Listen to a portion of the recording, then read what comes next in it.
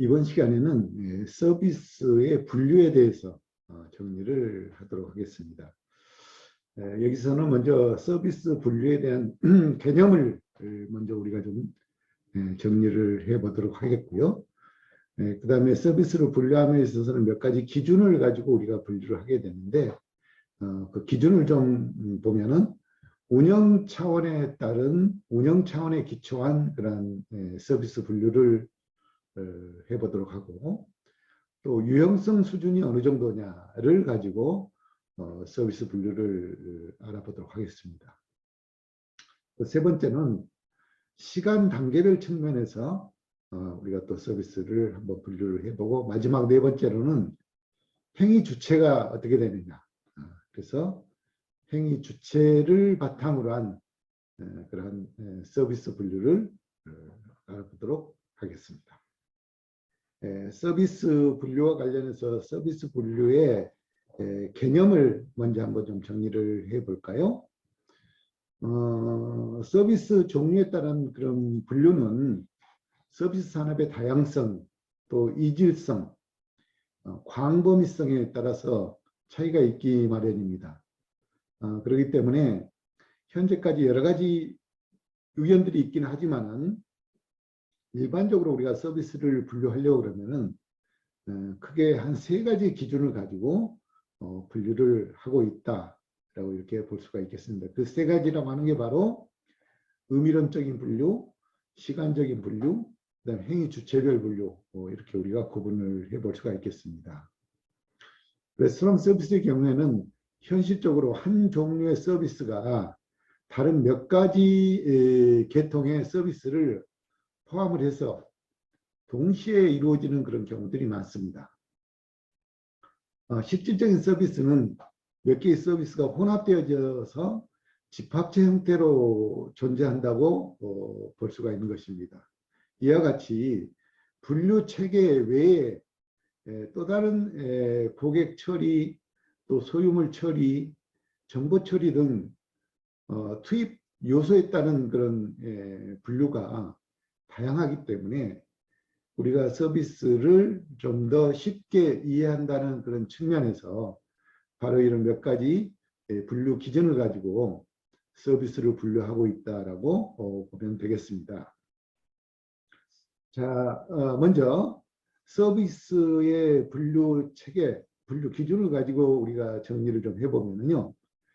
의미론적인 분류에서는 정신적 서비스, 기능적 서비스, 또 태도적 서비스, 희생적 서비스, 이렇게 우리가 구분을 해 볼 수가 있겠고요. 시간 단계별 측면에서 분류를 해보면은 사전 서비스, 인 서비스, 사후 서비스, 이렇게 세 단계로 구분을 해 볼 수가 있겠습니다. 또 행위 주체별로 보면은 셀프 서비스, 테이블 서비스, 카운터 서비스, 이렇게 분류를 해 볼 수 있겠습니다. 우선 여기에서는 이러한 기준을 가지고 어떤 형태로 서비스가 분류되어지는지만 좀 알아보았는데요. 세부적인 내용들은 뒤에 다시 한번 좀 더 각각의 서비스의 특징을 가지고 설명을 하도록 그렇게 하겠습니다. 우리가 이러한 서비스를 분류함에 있어서 앞에서 봤던 세 가지 기준을 가지고 서비스를 분류하는데, 이러한 서비스 분류가 왜 중요한지에 대해서 정리를 해볼까 합니다.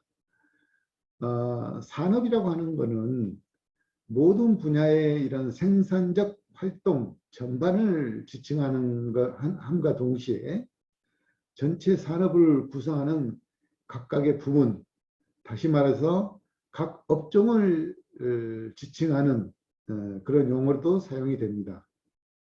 엄밀하게 보면은 같은 종류의 제품이나 또는 서비스를 공급하는 기업이라도 여러 가지 다양한 형태로 서비스가 제공되어지고 구분되어지기 때문에 그러한 관점에서 이 서비스 분류라고 하는 것은 매우 중요한 의미가 있다라고 이렇게 보고 있습니다. 서비스 산업은 복잡하고 이질적인 그런 업종으로 구성이 되어져 있습니다. 실질적으로 서비스라고 하는 것은 소비자 또는 사용자에게 효용을 창출한다는 점 외에 또 산업의 다양성과 더불어서 동일한 그런 어떤 기준을 가지고 설명을 함에 있어서 매우 중요한 그런 역할을 할 수 있는 것이 바로 서비스다. 그러한 관점에서 우리가 또 서비스를 구분하고 있다라고 이렇게 볼 수가 있을 것 같습니다. 자, 그래서 우리가 서비스를 분류함에 있어서는 이러한 분류 기준을 가지지 않으면은 심도 있게 세부적으로 분류하기가 쉽지 않은 측면이 있고요. 또 하나는 이거를 일반화시키기가 쉽지 않다는 것입니다. 자, 그런 관점에서 우리가 어떤 분류 체계, 분류 기준을 가지고 깊이 있게 분류를 하였을 때 일반화할 수 있다라고 볼 수가 있겠습니다. 그리고 또 하나, 우리가 이러한 서비스 분류 체계를 이용하는 것은 마케팅을 함에 있어서 굉장히 전략적으로 또 전술적으로 중요한 그런 의미를 가질 수가 있겠습니다.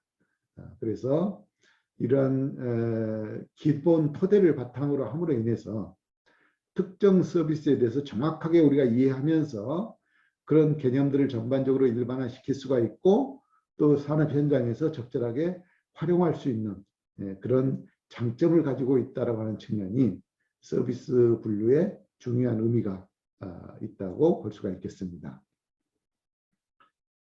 이어서 서비스를 좀 더 세부적으로 분류를 해보도록 하겠습니다. 앞에서 우리가 세 가지 기준을 가지고 분류를 했었는데요. 각각의 서비스에 대해서 하나하나 좀 전문적으로 알아보도록 하겠습니다. 먼저 운영 차원에 기초한 분류가 되겠습니다. 실질적으로 서비스를 운영하는 데 있어서는 어떤 기준을 가지고 우리가 운영하느냐가 매우 중요할 것 같습니다. 실베스토에 의하면 서비스를 운영 차원에서 분류할 때 6가지의 분류 기준을 가지고 서비스를 분류한다라고 이렇게 정리를 하고 있습니다. 이러한 6가지의 차원은 고객의 수를 상호 비교하거나 또는 전문가의 서비스의 수준이 어느 정도인지 또 서비스가 산업 현장에서 이루어질 때 어떤 형태로 어디에서 서비스가 제공되어지는지 그리고 이 서비스가 대상자가 누군지 하는 것들을 가지고 우리가 분류를 기준으로 삼고 있다라고 하는 것입니다. 따라서 이 6가지의 기준을 좀 알아보면요. 첫 번째, 서비스가 사람 중심인지 아니면은 장비 중심인가 하는 것입니다. 그다음에 두 번째, 서비스 대면에 있어서 고객 접촉 시간의 길이가 어느 정도인가 하는 것도 분류 기준의 카테고리가 되겠고요. 또 세 번째로는 서비스의 개별화의 정도는 어느 정도인가, 즉 개별 고객의 특정 욕구에 맞추어서 조정이 될 수 있는가 하는 것이었습니다. 또 네 번째는 고객 접촉 직원은 고객의 욕구 충족을 위해서 판단함에 있어 어느 정도까지 권한을 가지고 판단할 수 있는가. 다섯 번째는 부가가치의 원천인 주로 서비스의 질이 전반부나 아니면 후반부 어디에 있는가라고 하는 것입니다. 그리고 마지막 6번째는 서비스가 제품 중심인지 아니면 과정 중심인지 하는 것들을 가지고 서비스 분류 기준을 삼는데 이것들을 종합적으로 우리가 분석을 해보면 크게 세 가지로 구분이 될 수가 있습니다. 즉 전문가 서비스, 그 다음에 서비스 장소, 즉 상점, 세 번째 대중 서비스 이렇게 구분을 해볼 수가 있겠습니다. 전문가 서비스라고 하는 것은 주로 어떤 전문성을 가지고 서비스가 이루어지는데 이러한 전문가 서비스의 특징은요. 사람의 초점이 맞춰져 있고 또 높은 개별화가 요구되어지고 있고 그다음 주로 부가가치가 서비스 전반부에 집중되어져 있다고 하는 것입니다. 그리고 서비스 접촉 기간이 매우 오랜 기간에 걸쳐서 이루어지고 또 높은 수준의 어떤 권한 이임이 이루어지면서 서비스 과정 중심적인 그러한 서비스 특징을 가지고 있는 게 전문가 서비스다라고 이렇게 볼 수가 있겠습니다. 앞에서 우리가 봤던 6가지 분류 기준을 가지고 특징을 비교해 보았습니다. 바로 이렇게 이런 특성을 가지고 있는 전문가 서비스를 우리가 예를 들어 본다면은 변호사라든지 세무사와 같은 이런 전문성을 기초로 한 그런 서비스가 되겠습니다. 두 번째, 서비스 장소, 즉 매장에서 현장에서 이루어지는 서비스가 되겠습니다. 자, 이러한 것들은 분류기준 6가지 특징을 보면은요, 주로 사람과 설비에 초점이 맞춰져 있고요. 또 중간 정도의 개별화 수준을 보이고 있습니다. 또 전반부, 후반부 모두 부가가치가 집중되어져 있는 특성을 가지고 있습니다. 또 접촉 기간은 그리 오래 걸리지 않는 중간 정도 수준의 접촉 시간을 가지고 있고, 또 권한 이임도 중간 정도의 범위를 가지고 있으며, 과정과 사람의 초점이 맞춰져 있는 것이 바로 현장 서비스, 매점 서비스의 특징이다라고 볼 수 있습니다. 바로 이런 것들은 호텔 서비스라든지 또는 금융 서비스 이런 것들이 여기에 해당될 수 있다고 볼 수가 있겠습니다. 자, 다음으로는 대중 서비스가 되겠습니다. 이 대중 서비스는 초점이 설비에 맞춰져 있습니다. 그리고 개별화의 수준은 매우 낮은 단계에 있고, 주로 부가가치가 후반부에 집중되어져 있는 특징을 볼 수가 있습니다. 또 접촉 시간이 그리 오래 걸리지 않고 아주 매우 낮은 수준의 권한 이임이 요구되어지고 있고, 주로 제품에 초점이 맞춰져 있습니다. 이런 특징을 가지고 있는 대중 서비스는 일반 대중들이 흔하게 편하게 이용할 수 있는 대중교통 서비스라든지 이런 것들이 바로 여기에 해당되는 서비스가 아닌가 이렇게 볼 수가 있겠습니다. 자, 두 번째로는 유형 수준에 기초한 서비스가 되겠습니다. 유형 수준에 기초한 서비스라고 하는 것은 서비스의 스펙트럼의 유형 수준이 어느 정도인가 하는 것을 기점으로 보고 있는데요. 이러한 것들은 유형 수준이 매우 유형체 중심으로 갖춰져 있고, 또 무형적일수록 평가하기가 어렵다는 그런 나름대로의 특성을 가지고 있겠습니다.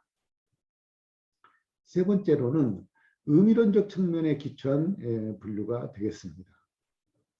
서비스의 의미론적 측면은 정신적, 기능적, 또 태도적, 희생적 관점에서 접근할 수가 있는데, 이러한 의미론적 서비스는 단독이나 또는 혼합된 상태로 존재하는 것이 특징이다라고 볼 수가 있겠습니다. 여기에 해당되는 서비스는 우리가 정서적 서비스, 기능적 서비스, 태도적 서비스, 희생적 서비스 이렇게 구분을 해 볼 수가 있겠습니다. 하나하나 좀 정리를 해보면요. 첫 번째, 정서적 서비스가 되겠습니다. 서비스를 생각하면 우선 봉사나 공헌을 머리에 떠올리게 됩니다.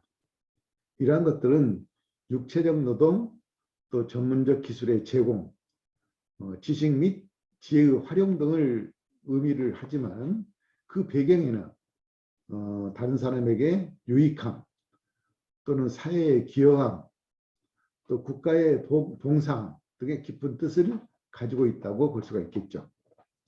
자신의 이익을 생각하기 이전에 주변인들에게 공헌한다라고 하는 그런 정신이야말로 서비스의 본질이라고 말할 수가 있을 것 같습니다.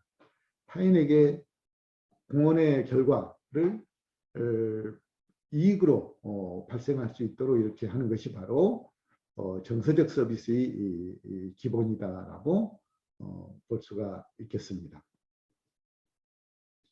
자, 기능적 서비스가 되겠는데요.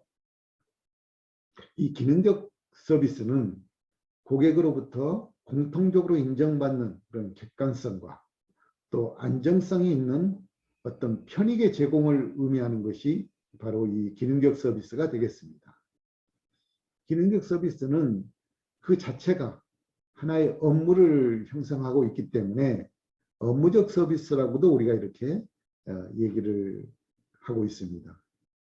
즉 어떤 형태의 서비스가 존재하는지의 여부를 객관적으로 평가할 수 있는 그런 판단의 기초 자료가 된다라고 하는 것이죠. 예를 들면은 운반 서비스는 그 자체로 하나의 업무를 형성하고 있죠. 그것은 하나의 경제적 가치로서 교환의 대상이 된다라고 하는 것입니다. 물건을 소유하는 사람이 운반 전문인들에게 물건을 일정한 조건으로 운반을 시키고 또 그에 대한 일정한 사례, 즉 요금을 지불하는 것이 바로 이러한 기능적 서비스의 대표적인 사례다라고 이렇게 볼 수가 있을 것 같습니다. 자, 세 번째로 태도적 서비스가 되겠습니다.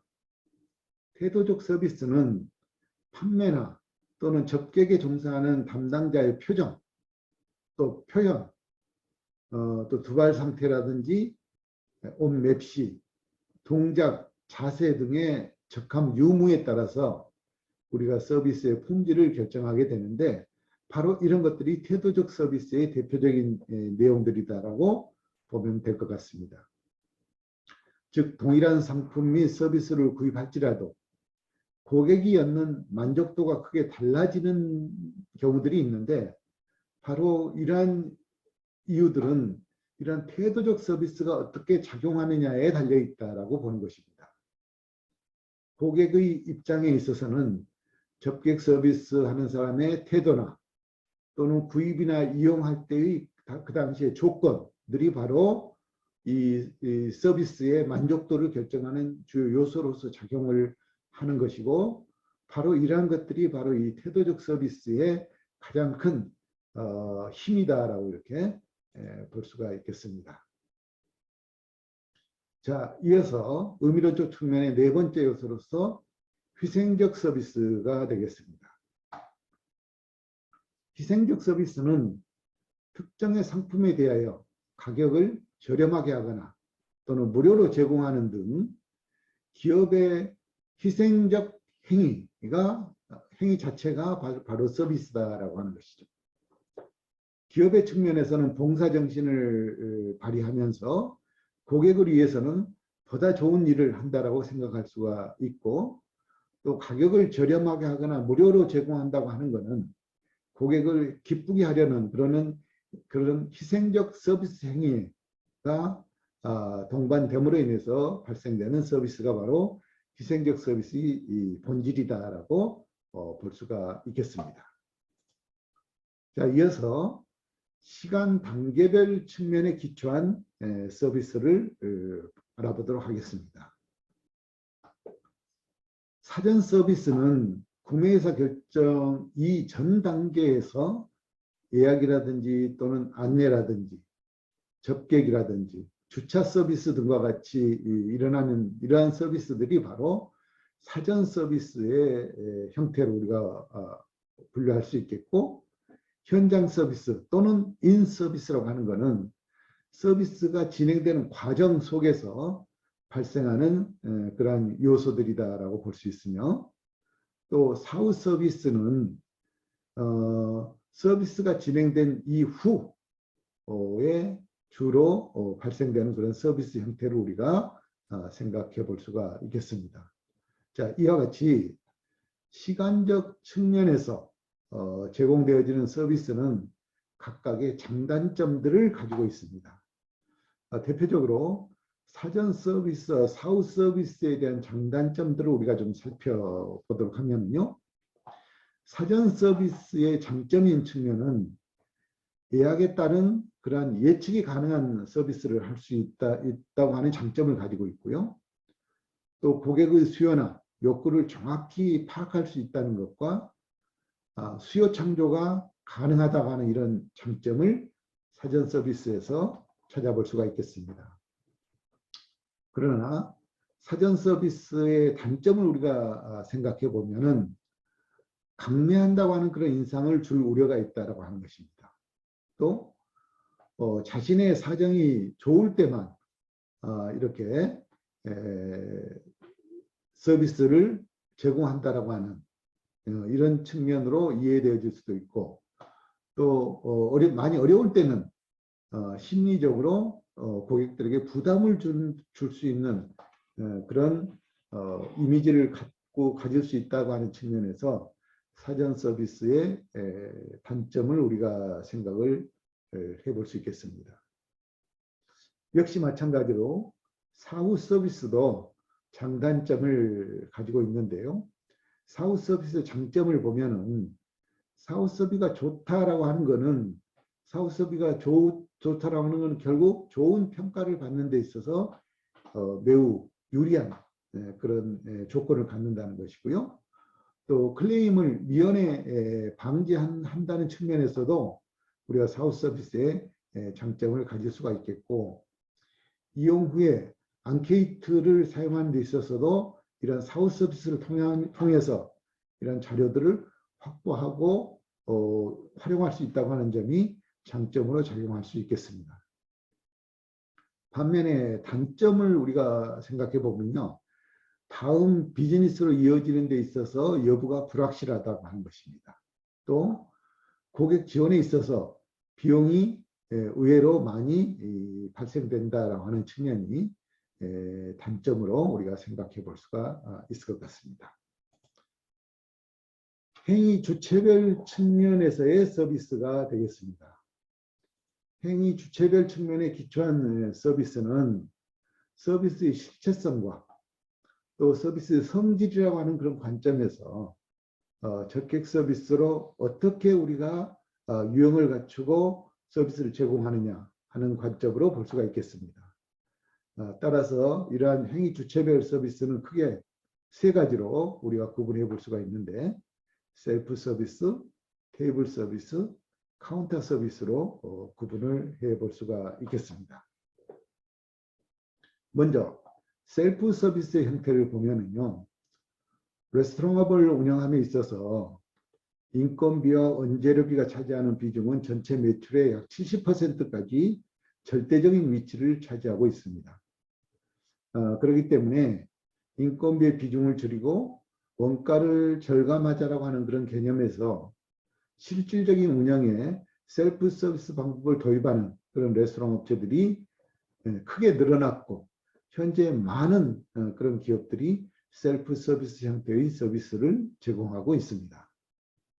대표적인 셀프 서비스 방법의 운영에 있어서는 패스트푸드를 비롯한 카페테리아, 또 뷔페와 같은 서비스들이 바로 이러한 셀프 서비스 형태를 이용하고 있는데, 레스토랑 서비스의 경우에는 고객이 메뉴를 직접 운반하고 또 이동하고 또 레스토랑 내에서 식사 행위를 진행하는 과정 속에서 고객들이 직접 서비스에 관여한다는 측면이 셀프 서비스의 큰 특징이다라고 볼 수가 있겠습니다. 자, 두 번째 테이블 서비스가 되겠습니다. 테이블 서비스는 가장 전형적이고 오래전부터 유행되어 왔던 그런 서비스의 형태다라고 볼 수가 있겠습니다. 웨이터나 웨이트리스로부터 서비스를 제공받는 그런 형태가 되겠습니다. 따라서 어느 형식보다도 가정적이고 또 식사를 하면서 편하게 식사를 할 수 있고 또 환담을 나누고 하는 이런 여건을 갖출 수 있는 게 바로 셀프 서비스다라고 볼 수가 있습니다. 그러므로 여유가 있고 또 바쁘지 않는 그런 사람들은 이 서비스를 제공받고 싶어 하는 것이죠. 테이블 서비스는 대개의 경우에 고객의 이 편리성을 집중을 해서 서비스가 진행되고 이루어지는 그런 방식이 되겠습니다. 그래서 주로 우리가 이러한 방식을 풀 서비스 방식이다라고도 이렇게 얘기를 하고 있습니다. 세 번째로 카운터 서비스가 되겠는데요. 카운터 서비스라고 하는 것은 주로 주방 대면 비즈니스 형태라고도 얘기를 하는데, 카운터가 식탁 대신에 기능을 한다라고 하는 것입니다.